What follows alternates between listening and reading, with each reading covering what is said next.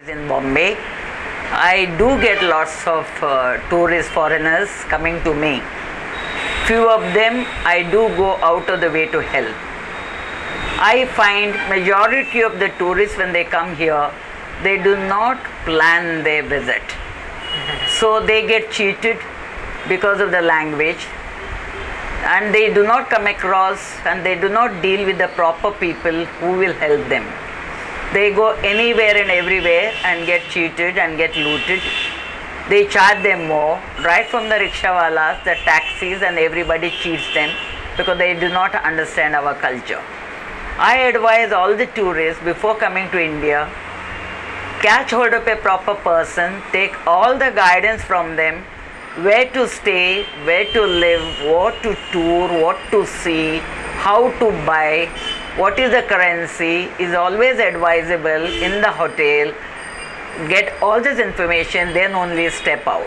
You all should be able to judge people, Indian people, that the educated class will not cheat you. As far as possible, judge a person by his looks, by the way he is talking to you, by the way he treats you.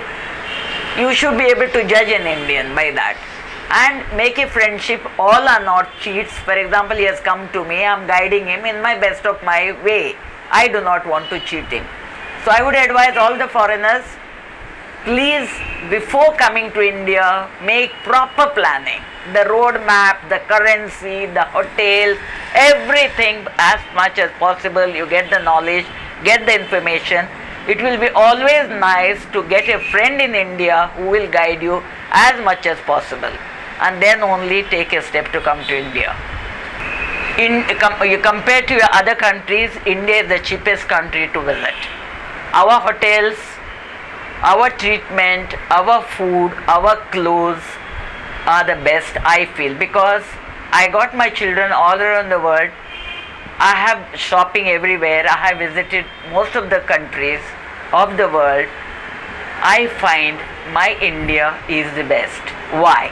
No doubt it is highly populated, no doubt it is dirty, no doubt there is lots of incidents, lots of things one does not like, but the genuine love, the culture, the feeling, positive thinking of the people more in India compared to in other countries.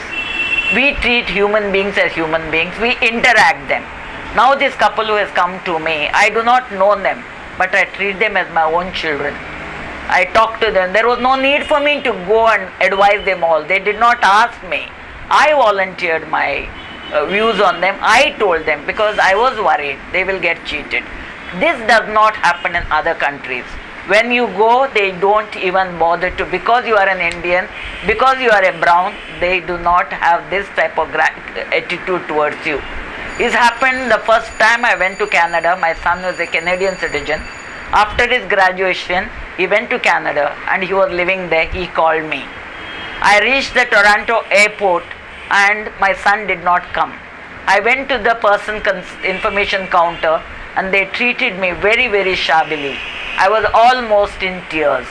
But in India, if you go to a counter, especially if you are a white, if you are a foreigner, you go to a proper information counter, they treat you with respect. That does not happen anywhere for an Indian. We are treated badly. So this type of genuine feeling for others, all foreigners have to learn from us. Learn well. Do not go take one or two incidents because where you are cheated, you have been fooled. The genuine people, educated people are not your friends, they are not your enemies. But I would advise all the foreigners, when they come to India, we respect dignified, well-clothed people. Because we get a lot of hippies here coming and they misbehave. In India, our culture is still not that open. You do not find people kissing on the road, you do not find people making love on the road. You know, at the most will hold hands. If a white start making that type of love scenes, well, people are bound to stare at them. So I advise them, whatever they want to do with each other, let them do it in closed doors.